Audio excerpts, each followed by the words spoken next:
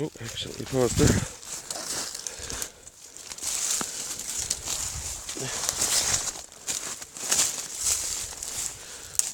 Shit. It's all downhill at a pretty steep grade, almost 90 degrees.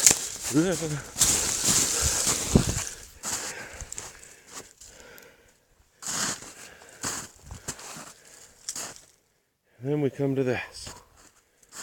The environs they're in. That snow stacked right there. Right here is probably 4 or 5 feet deep, and I ain't stepping into that. So what we'll do is we'll walk around it.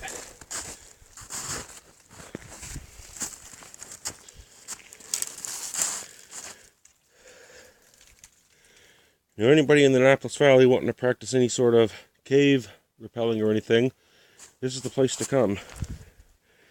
And that's 25 feet down, possibly 30 feet. Whoa! I don't want to slide down there myself. No srebub.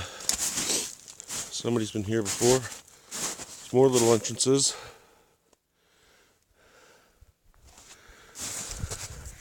And here's the obvious part.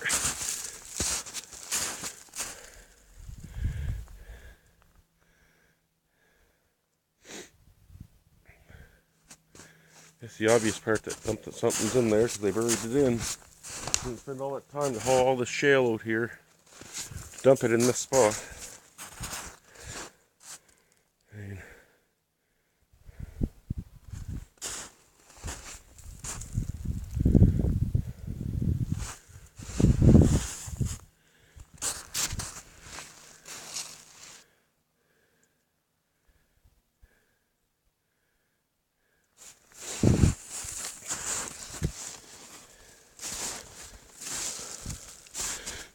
okay, now I'm going to tell you about what I heard about this place. The mystery, the legend, the secret, however you might call it. But this is collapsing in right here.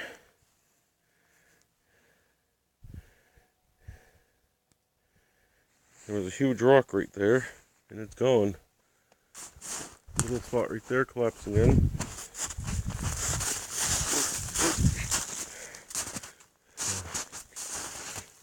Now when I come looking for this magical place, I was told by a gentleman after meeting up with several people and talking to several people that this cave was filled in for a reason, that it was a danger, that there was something in it and they didn't want people going into it because there was something in it that was attracting people to go into it. Now what I'm told that something was that there was a small pile of stones that was placed there in the shape of a pyramid, as well as there was various kinds of petroglyphs and people's names carved back straight into centuries past, the 1800s, 1700s. Whoa, shit. Now this wasn't like this. See, this is all washing down. Now, in order to learn how bad the trouble was with this cave that people could slide into, which they would slide into under the pile of rocks that was dumped in, that's where the entrance was, I'd need a good couple people to help me dig that out, but can't find anybody. Looked it out. Jesus.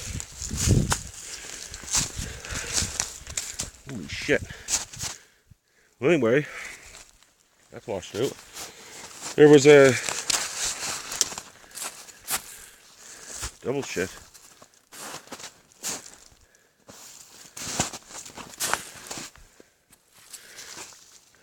There was the issue with that. So anyway, the attractions inside were inviting people into it. So people were going in, and the landowner at the time believed or thought that people could get hurt because they didn't know what they were doing coming from the park.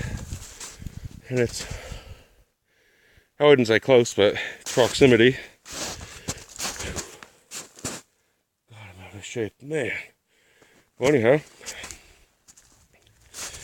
people come from the park, they come into this cave, and so the landowner became scared that somebody may get trapped in there and try to press charges of some sort. So they wanted to see how dangerous it was, and I guess a cave group, a group of spelunkers, as they would call them, we call them cavers, went into the cave with their gear from the 1970s era and went in and discovered that there was indeed a lengthy chamber about the length of 6 tractor trailers. There was water flowing inside, which if you go over there far enough, there is actually a small stream which disappears down into the hill. And there was a crack in the rock that headed north. Now, as the tale goes, that these intrepid adventurers took it upon themselves to travel north for untold time. Several hours is the estimation from what I was told. And in this several hours, they realized they didn't have the gear to go on because the limitations of technology at the time, I guess, and the fog that was in the cave. Now, the fog was too thick to see through with the, I guess, carbide lights that they had, maybe weak halogen lights. So they had to turn around. Now, the interesting fact about this fog, what I've been told time and time again, is that the fog breathed, like it went out, in, out, and in, like it would thin out and thick up and thin out, and the people could feel it. And you can feel the breeze down in there, you can feel it very strong. It'll put a lighter out if you're down in there. Like, I've actually had a stick on fire down in the bottom of the crevice, and yeah, it blows so hard it almost blew the little stick out. Well, anyhow, they decided that after traveling in for 2 or 3 hours that they had to travel back, so they grabbed their gear, they came back through from the North Mountain. That's where this is, it's on the North Mountain in the Annapolis Valley. As they came back, and they deemed that it wasn't safe for tourists or people at the time, because people weren't like they are today, all social justice warriors and nanny state warmongers and all that other jargon. Well, they decided that they had to block it off, so they blocked it off for people's safety.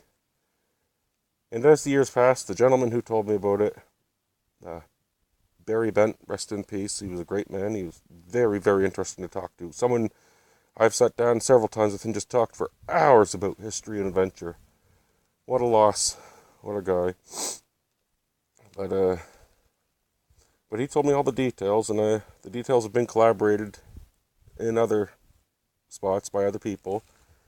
So I'm a firm belief that this, since I've been 16 years old, I've heard of a cave going through the North Mountain, and I've searched for it, and I honestly do believe that this may be the spot where the cave goes through the North Mountain and over to maybe Hampton Beach or towards Margaretville, or I don't believe Margaretville, that's just too far away, but over to Hampton somewheres, St. Croix Cove, yeah, and that would be the thing. But the other tales I've heard about this little spot, now there's another tale, the other side is the stranger side, the crypto side. And how that goes is that there was something that was coming out of this cave at nighttime and taking people's pets locally. Something small and stringy. They thought that it was like a little goblin or something, I guess people would call it. And yeah, and several people have mentioned about that along the North Mountain, about a little goblin creatures coming out of the woods. I've heard it here, up at the vault, up at the valley further. It's mentioned several times in stories of different kinds. Very fascinating. But it's my firm belief that there is possible stone walls that were built underground in this spot, that it was used as an actual habitation by the native people or someone pre-native. But you just never know about that. That's something we're going to have to look at for another day. Well, up on the beautiful mountain of Valleyview, this is Ryan Taylor, Nova Scotia Adventure and Explorer, over and out till the next time.